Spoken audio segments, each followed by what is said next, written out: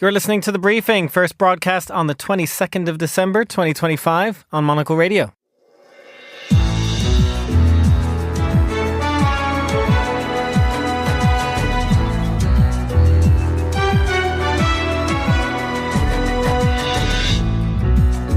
Hello and welcome to The Briefing, broadcasting live from Studio 1 here at Midori House in London. I'm Cermak.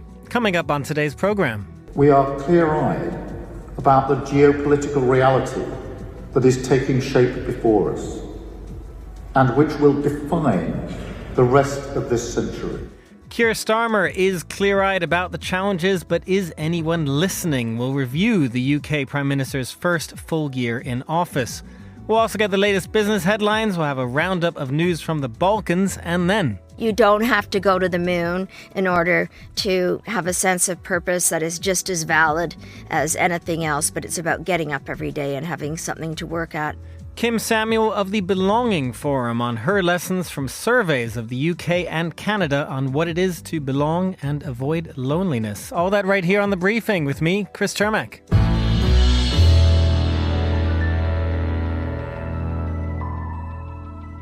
And a very happy Monday to all of our listeners. Hope you had a great weekend just ahead of the holidays. We are going to start today's show right here in the UK, where it's been a challenging year, to say the least, for Prime Minister Keir Starmer. It's his first full year in office, and he's been pulled between closer relations with Europe, defending Ukraine on the one hand and managing that special, ever special relationship with the Trump administration on the other hand, trying to balance a budget as well that has left pretty much nobody in the UK happy. Indeed, Starmer's polling figures are so low that there's already talk of replacing him. Well, joining me in the studio to analyse all of this, give a sort of report card, I suppose, for Keir Starmer, is Terry Stiasny, political journalist and author of Believable Lies, The Misfits Who Fought Churchill's Secret Propaganda War. Good to have you, Terry. Hi, Chris. Welcome to this sort of holiday edition, I guess. We're sort of in the holiday week here on The Briefing. Are you all set for the holidays? Have you got all your shopping done? Almost. Most of the shopping is done. It just everything needs to be delivered to the right place, people in the right places. Well, we'll let you. We appreciate you joining us before you do all of that delivery. And we wanted to start with some news, I guess, because when it comes to the US side of this, Starmer and Trump had their final pre-Christmas chat over the weekend. What do we know? Well, we know that they talked about, amongst other things, the current situation in Ukraine. It was one of the readouts that you get from these conversations. You have to kind of read a lot in between the lines of them. You have to try and see how close they really were, because obviously behind the scenes there are lots of negotiations going on Ukraine. Most recently the discussions in Miami over the weekend. And I think Starmer has been trying to liaise between, I suppose, the Europeans and the coalition of the willing on the one hand in his regular contacts with Macron or with Merz and with others, and then also talking to Trump as well. And also they had to discuss the issue of Britain's new ambassador, who has just been appointed now, a man called Christian Turner, who, unlike his predecessor Peter Mandelson, who was a political appointee and then ended up having to resign, is a career diplomat, someone who's been in the Foreign Office, for all of his career. And it's hoped that having that will avoid the political difficulties of having a sort of a political ambassador. Terry, I have to ask what you've made of Starmer's role as a Trump whisperer, as it were. Is he a Trump whisperer? You talked about Ukraine there. Europe feels like it's been left out of the talks. Is Starmer any better at that? It's just been a really interesting relationship, I think, this year, because typically with Donald Trump, you almost would think he'd be pretty hard on Starmer, not only being from the left, but also being an otherwise weak leader. Yes, they do seem to get on surprisingly well. I mean, given that, as you say, politically they are very different. But, we've seen during the course of this year, for instance, the state visit, although that was a kind of limited state visit where Donald Trump didn't come and meet members of parliament and things like that. He was kept sort of well away from the public in the UK. Starmer seemed to handle that quite well. And he does seem to have this role as a kind of liaison where, on the one hand, hand, he is doing very public shows of support for Ukraine. You'll remember earlier in the year when Zelensky had that terrible, disastrous meeting at the White House where he was sort of publicly humiliated by Donald Trump. And Keir Starmer made a big show of greeting him with a big hug on outside Downing Street, on the doorstep there. So I think he's trying to do that. I think behind the scenes, one of the things that is interesting is that Keir Starmer's security advisor, Jonathan Powell, who's a veteran of a lot of British governments, veteran of the Blair governments, a very experienced international negotiator, is someone who does seem to be in the room for quite a lot of these different talks. So I think that even if it's not necessarily the principles, the British government does seem to have quite an influential role here. Well, moving to the UK's relationship with Europe, because that's also been in the news over the past few days, the Health Secretary, Wes Streeting, has called for the UK to join a customs union again. Yes, this is really interesting, I think, because we have now seen a couple of serving British cabinet ministers go further than Keir Starmer is prepared to go on talking about renegotiating the agreements with the EU. And Wes Streeting, the Health Secretary, seen as a potential leadership candidate, I'm sure we'll come on to that, saying that, Brexit has been really harmful to the British economy, that if we want to increase growth and to lessen indebtedness, we should really start thinking about having a customs union. I mean, he was saying he wouldn't go as far as bringing back freedom of movement. And also his colleague David Lammy, who's, of course, former Foreign Secretary, now the Justice Secretary, he was also saying that, Brexit had been damaging to the UK, that Turkey had done well as a member of a customs union. So this seems to be a live discussion now, contrasted with what Keir Starmer said most recently when he was asked about it, and he said no, that was a clear red line. It was not in Labour's manifesto, and he felt that a customs union might potentially jeopardise the trade deals that the UK was trying to do, not least with the United States. Whether you can rely on Donald Trump to abide by the terms of those deals once they're done is another question, but with India as well. And obviously that's something that you would lose if you rejoined a part of an EU customs union. Tara, I have to say this feels like one of the many issues where Starmer is a little bit damned if you do, damned if you don't. Customs Union would suggest he hasn't listened to the vote of the people on Brexit. That's part of why he says there's a red line. But then many on his side want exactly that. They want the UK government to maybe not listen to the vote, but get as close to the European Union as possible. Well, yes, and it's really interesting given UK domestic political strategy at the moment. I mean, Wes Streeting in his interview over the weekend said, we can't out-reform reform, by which he means we can't be more anti-European, anti-immigration than Nigel Farage and the Reform Party, who are the big threat in the elections which are coming up next year. So local elections, Wales, Scotland, those are going to be big tests for Keir Starmer. And so there's a divide in terms of strategy. Do you try to speak more to the people who were probably voted for Brexit, or do you try to say, as many people would, certainly Labour supporters would, look, this has ultimately been harmful for the country. We need to move a bit faster than the rather more gradual approach we are of trying to get agreements with the EU, which, if you're after economic growth, which is sadly lacking in the UK at the moment, maybe that is a thing you need to look at. This is, of course, the big issue, economic growth, also balancing the budget for Keir Starmer. And as you mentioned there, the rise of Reform, the party here in the UK that if there were a vote today would actually win the next elections. What have you made of Starmer's efforts there? Again, on the one hand, maybe caught between a rock and a hard place. This is a very difficult issue. But on the other hand, it does feel like you keep getting ministers, advisors saying it's not just that it's hard, but he doesn't have a coherent strategy. We had some news, some more comments on that as well, in this case from the Social Mobility Commissioner. Yes, I mean, I think, again, this has been a theme of the year, is even if Starmer does have a strategy, he is not very good at communicating where we're going, how we're going to get there, and how long it might take. I mean, the most recent criticism on social mobility is that he lacks a coherent plan, and that's from one of his sort of, someone who you'd think would be on his side, the Social Mobility Commissioner, who's looking at, what they call the extreme disparities regionally in terms of where there are opportunities for young people. And I think this is a big issue. You talk to young graduates, young people in the UK, they are really worried about how they're going to be able to afford a home, how they're going to be able to get a job. And Starmer has just you saw it with the budget, I think, a lot. You weren't sure what the government strategy was. There was briefing and counter-briefing about what measures might be in the budget that just left everybody very uncertain. And Starmer seems to have a pattern of behaviour which is to be pushed in different directions by some of his backbench MPs, not really to be able to communicate a message. And Rachel Reeves, the Chancellor, likewise, and not able to really say, look, things may be hard now, but this is what we're aiming for, this is why it's worth it, and this is why you should stick with us and trust us.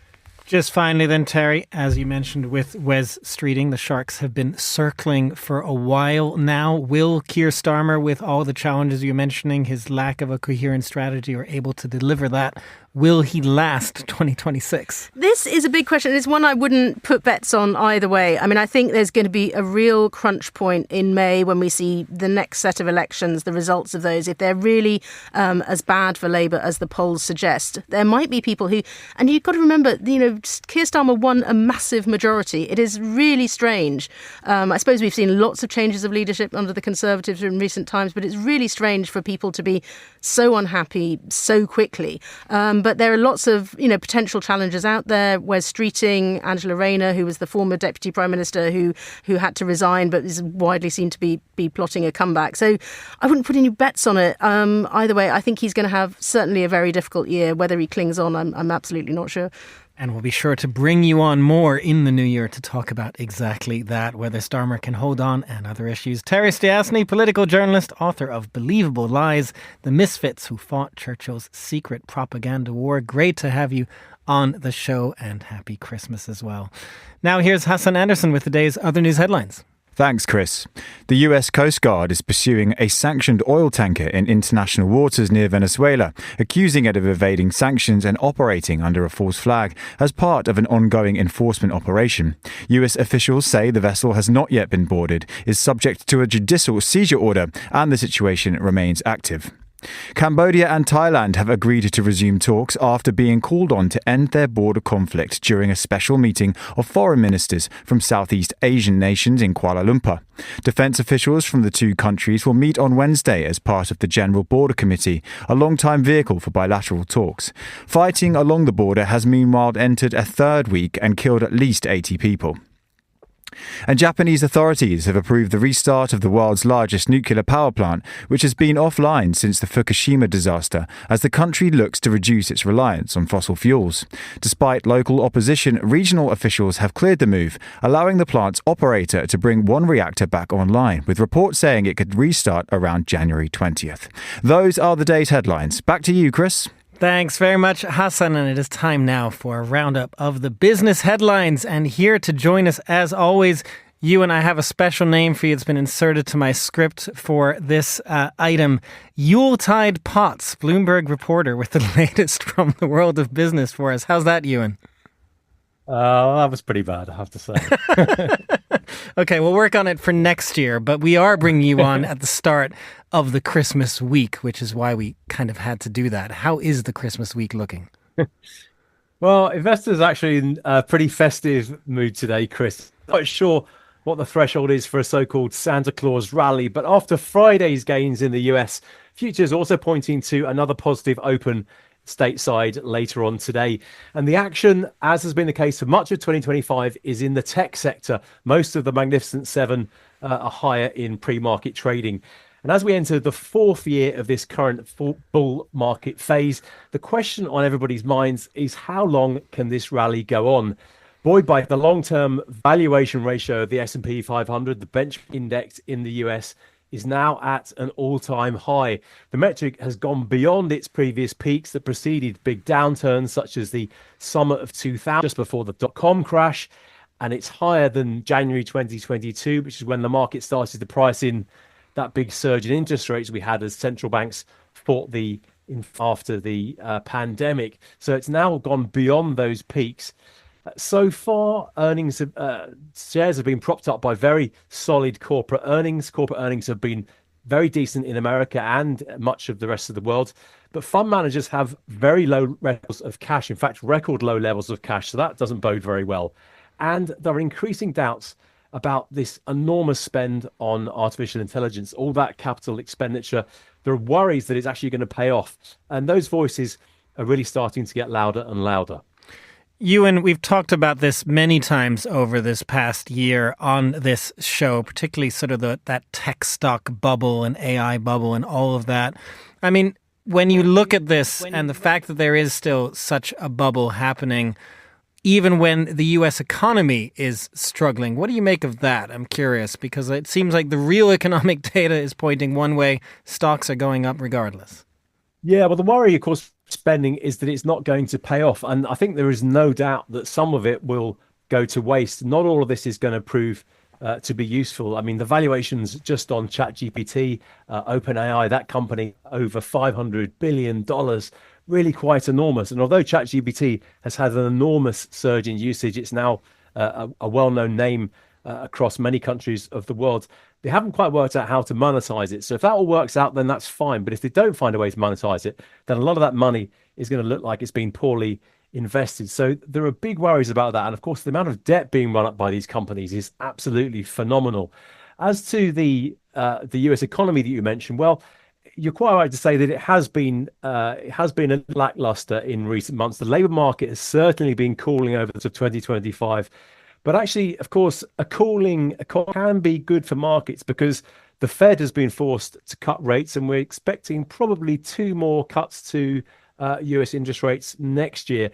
And that is very positive for stocks and indeed for bonds. So the Fed is being supportive, and there is a little bit of room to cut. So that is a positive sign for stocks. And I don't think it's fair to say that the US economy is in a bad place, but it is not in the good place that it was before. And there are also worries about what they call the K-shaped economy, in that wealthy consumers, partly propped up by the rising values of their portfolios because of all this tech investment, they're feeling in a very good places. So they're spending quite a lot. But if you look at poorer consumers in the US, and indeed the middle, they're actually reining in their spending because they're not feeling quite so wealthy. So it is a sort of, it's not a balanced economy in the US. And of course, the danger is if a stock sell-off, then those wealthy consumers at the top will start to feel a bit less wealthy. And then if they rein in their spending, then that could be a way that lower share prices feed into a worse economy. So that, I think, is something really worth watching next year. Just finally, Ewan, and quickly, you did have one other topic for us. Robo-taxis are coming to London. What's the announcement on that today? Yeah, the old news, of course, for residents of San Francisco. Their autonomous vehicles are completely commonplace. But over here in Europe, the whole concept of driverless cars seems like science fiction, doesn't it? Well, next year, that is going to change. We've had announcements today, in fact, two announcements from 2 separate ride-sharing companies, Uber and Lyft. They're both teaming up separately with the Chinese company Baidu to trial driverless taxis in the UK. Uber are going to start the trials in the first half of next year, and they reckon that commercial services will be running in London before the end of next year. American serving tech company Waymo has already started in London this month. It's all slightly ironic because we've had news in the last couple of weeks that the car sharing service Zipcar, very popular in London, 2,500 cars across London, they say they're pulling out of the market and leaving the UK altogether because of rising costs. So all changed, but those robo-taxis are coming to London.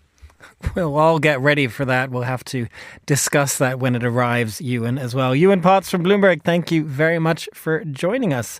You're listening to The Briefing on Monocle Radio.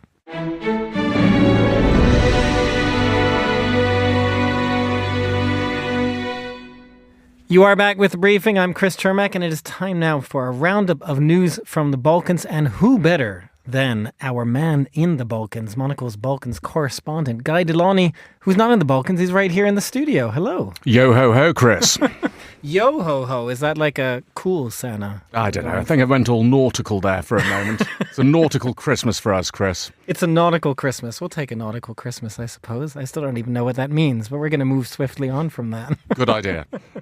We have a few stories from you. I don't know where to start. Actually, I wanted to start maybe with something that's happening later on this week. Let's do that. If we could just have a word on Kosovo's elections that are coming up. I know everybody's gripped by these elections. Absolutely Kosovo, Chris. gripped. Absolutely gripped. But the thing is, we are having parliamentary elections in Kosovo for the second time this year. We had elections in February. They were won quite handily by the Vetevendosya party. That Vetevendosya means self-determination. And their leader, Albin Kurti, wanted to be prime minister for a second mandate. And now the problem there was that nobody else really wanted him to be prime minister. So he couldn't get the cooperation of any of the other parties. And he needed that because he was a few seats short in parliament of being able to form a functioning majority.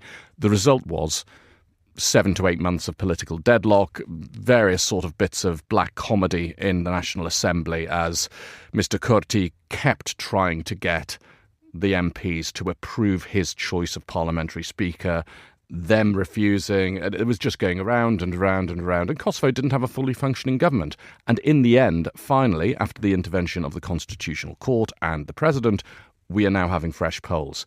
And I wouldn't bet against the same sort of thing happening again, Chris. This is what always happens when countries try to sort of resolve any kind of political deadlock by just going back to the voters, and the voters go back to them and be like, well, we told you what we wanted last year. Do you know, and we've even had history with Mr. Kurti, because the first time he formed a government, he had a coalition partner.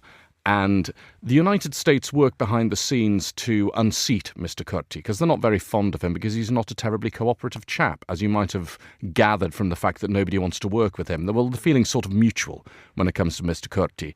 He views everybody else as corrupt kleptocrats, really, and frankly, he may have a point. But he has not exactly covered himself in glory during his time in office. He hasn't achieved the much-needed reforms, the anti-corruption efforts, and so forth, which Kosovo voters wanted. What he has done is antagonise Kosovo's international supporters, the US and the European Union, and the ethnic Serb minority in Kosovo, with all the measures that he's taken, really targeting the services which work for the ethnic Serb minority in Kosovo. So all in all, he's cheesed everybody off. That doesn't mean he won't get the largest portion of the vote, though. So we'll see what happens. I'm sure we'll bring you on once again once these elections are in the books. But let's move on to another story as well. From here in the UK, the Foreign Affairs Select Committee's Emily Thornberry says that the Western Balkans are on the front line of the battle against Russian disinformation, and yet the UK is cutting disinformation funding in the Balkans. And this is quite grim, really, because the United Kingdom, despite what everybody thinks, and all the conversations that have gone on since 2016 and the subsequent decision to leave the European Union, the United Kingdom had quite a strong voice in the Western Balkans. It was respected. It was one of the crucial powers in the region, and the United Kingdom could help to get things done in the region. And despite leaving the European Union, the United Kingdom, or maybe even because of it, the United Kingdom had been putting in fresh efforts to try and engage, to try and at least mitigate some of the issues that still exist in places like Bosnia and Kosovo, which of course are in varying degrees of limbo because of frozen conflicts there. But also you look at Serbia, you look at North Macedonia, you look at Montenegro, and you can see very clear evidence of Russian meddling in those countries, incidentally as well in Bosnia, but that's by the by in this instance. And a lot of the meddling comes in the form of disinformation, whether that's fake news factories in North Macedonia, which are not just affecting the Western Balkans, but the entire world, right up to the fact that you've got media actors like RT and Sputnik, which are producing content in the local languages in the Western Balkans, which local media, not having the greatest budgets, are very happy to publish without doing editorial checks on it. This way, a lot of this Russian disinformation is going out, and of course it has an impact on the stability of the region and how it views its position within the wider geopolitical context. Well, speaking of Russia's influence in the region, Vladimir Putin is making threats, oily threats to Serbia. Oily threats indeed. You've got to love this. I mean, close listeners will remember that Serbia's national oil company NIS is majority owned by Gazprom Neft, which is of course Russian, which means it is now under US sanctions, has been since October. This is a gigantic problem for Serbia because NIS produces more than 80% of the petrol and diesel that's sold in Serbia. And it has the only refinery for producing this petrol and diesel. This also got a retail network, and if you look at it in terms of the amount of fuel that's sold on a retail level in Serbia, it's more than half the fuel in Serbia. So it's a big problem. And Serbia's been trying to work out what it can do because Gazprom Neft hasn't been in a rush, shall we say, to divest itself of these shares and to solve the problem. The US basically wants no Russian controlling interest in Nice anymore. The threat of nationalisation has been hanging over Nice, Chris, by the middle of January, Serbia reckons it's going to have to make a decision one way or the other. Now, President Vladimir Putin has said, this is just in the past couple of days, we know what's happening with the Nice company. We have an interstate agreement, and we assume that the friendly Serbian leadership will take this into account. Now, coming from Vladimir Putin, how would you be feeling? It's a little Godfather-like. Isn't it just? I'm sure you will take the right decision as a friendly state. Well, just finally, Guy, we're going to see what happens. I'm sure you'll bring you back on for that as well in January. But finally, you have some news from the other side, if you will, Serbia's relationships with the United States. They're not going to get a Trump hotel. How are Belgradians feeling about this? I think vastly relieved. Most Belgraders did not want this, Chris. And we're talking about the bombed buildings in the centre of Belgrade, the Defence Ministry complex, known commonly in Serbia as the General Staff Building. This was bombed in the NATO airstrikes campaign in 1999. The government had rushed through a very untransparent deal with a company controlled by Jared Kushner to build a new project on this site, which is considered architecturally and culturally significant, has cultural heritage protection. This was all going to go ahead. They've been pushing through legislation to make it happen. But a few days ago, Jared Kushner pulled out, and his company issued a statement saying this was a project which was meant to bring people together. It was meant to unite rather than divide. And the decision to pull out was out of respect for the people of Serbia and the city of Belgrade.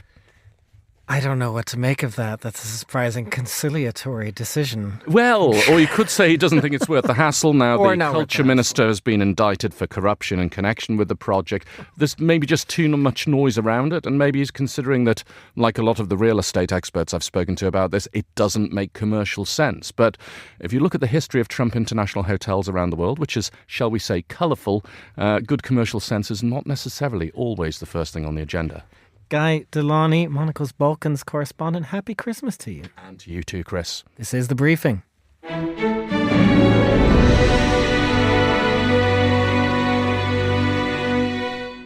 And finally, on today's show, the holidays can be a challenging time for many of us if we do not have family to turn to or we don't have a sense of belonging. So this next segment is to all of you out there who might be struggling during this time. We hear you. We wish you the very best. And on the topic of belonging, earlier this month, I spoke with Kim Samuel, founder of the Belonging Forum and a fellow at the University of Oxford. She's been conducting surveys on belonging here in the UK for a number of years, and this year expanded that work with an initial study in her home nation of Canada.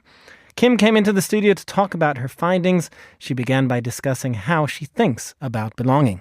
We call it the 4 Ps, a little bit like Sesame Street. And the first is people, our connection to one another, which is almost where it ends for a lot of the look at belonging. The second is place, our connection to the lands we inhabit, to our workspaces, to how it feels walking along a concrete sidewalk and buildings and not really being able to see the light, as opposed to being somewhere where there are green spaces where people make eye contact and there are building materials that bring things to life. And of course, nature goes into that one. The third one is to power. Power, as I see it, and as the Belonging Forum sees it, is not about power over someone or something, or the constant need that a lot of people feel, particularly in governments, that in order for me to be in, I don't have to just beat you, I must destroy you. That's not the kind of power we're talking about. It's about the ability of one group, who could sometimes be the in-group or not the in-group, but to be able to help empower others. And the last is purpose, which is our greater sense of why. And it doesn't have to be I guess I'm dating myself a bit because I was alive when the first men went to the moon. I should say first people went to the moon. I watched that as a really little kid with my parents. You don't have to go to the moon in order to have a sense of purpose that is just as valid as anything else, but it's about getting up every day and having something to work at and do. So when I think about belonging, it's looking at all kinds of areas and rights and hopefully giving a boost. It's not a crisis. It's something we've always lived with. It is something we've always lived with, but of course the pandemic maybe just shined a light on it in a different way than what we knew before. And so I'm curious, obviously the fact that you have set this up over the last 3 years, has that awareness maybe that the pandemic created translated into action responses from people that you work with, people you highlight this with, a desire to actually get to the bottom of it and find solutions? You're right about COVID. Oh my, did this create huge awareness. People that didn't know what it was like to be lonely for a long time, does that make sense? Or isolated for a long time. By that I mean not having to do something for the weekend. That's not what I'm talking about. And it was about not being able to be in contact with others. And an isolation, the way it affected and affects people to this day, there's evidence that the mental health effects are at least as serious as the medical effects. I was writing a book called On Belonging during COVID about loneliness and isolation and what it means to individuals, but also to large groups of people who don't have agency, don't have voice, don't have choice. So it's not only individual. For people that were on their own, completely on their own, it was devastating. I knew I had family to call and people to reach out to, and that's one of the questions we always ask in surveys. Who would you reach out to if you're in trouble? Is there someone that you know that you could call that would be there? I think about that all the time, about the inequities and inequalities in our world that are worse than we could imagine. I felt lonely. I felt isolated. So did a lot of people. I was also writing a book, but that meant I got to do Zoom and that kind of thing. There's so many people that went through COVID on the planet that had no hope of making it through.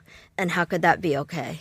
So you've been doing a lot of research into this before and after COVID, also with now the Belonging Forum in the UK. And when you look at what came out of this, the data, this is obviously a universal problem. It's a problem across countries, across the globe for that matter. Canada and the UK, in many ways, quite similar places. I'm curious what you might have found, if there was anything in the data, surprising differences between the UK and Canada in terms of how they view belonging that came out of this survey, because you would imagine that there would be probably more similarities than differences. But tell us about if there was any difference you saw. If you don't mind, I'll give you a few comparisons, and then we can decide together how different are we. So overall belonging is higher in Canada, 57%, than in the UK, 43%. In the UK, belonging is expressed more through lack of loneliness, lack of emotional distress. It's there in both, although in Canada, the gap is more tied to structural barriers like cost of living. But I would say from 57 to 43, I don't think we're going to set the world on fire with that distinction.